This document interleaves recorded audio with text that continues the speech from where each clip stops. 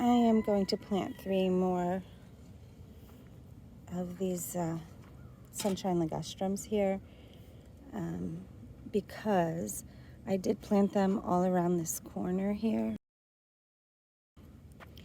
And it just looked weird to me that it stopped here.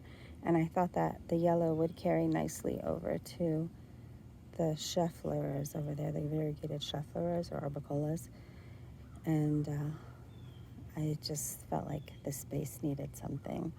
So look how beautifully my Sunshine Ligustrums are doing here. And then right there in front of the RV, the 2 little green ones, those I freshly planted this weekend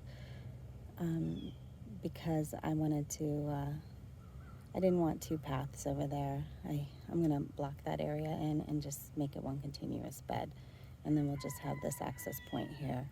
But for now, I am planting these 3 guys right here. This is the Southern Living Sunshine Ligustrum, full sun to part sun, 3 to 6 inches high by 3 to 4 feet wide, zones 6 through 10, and this is 9B. But I guess if these don't look like they're 3 feet apart actually here, so if you wanted like a ground cover, I would say 2 feet apart.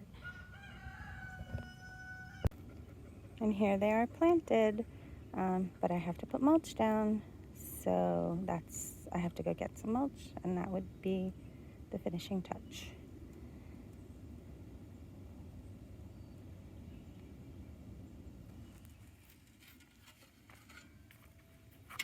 Look how chartreuse, it's so beautiful, and the fine textured leaves are beautiful.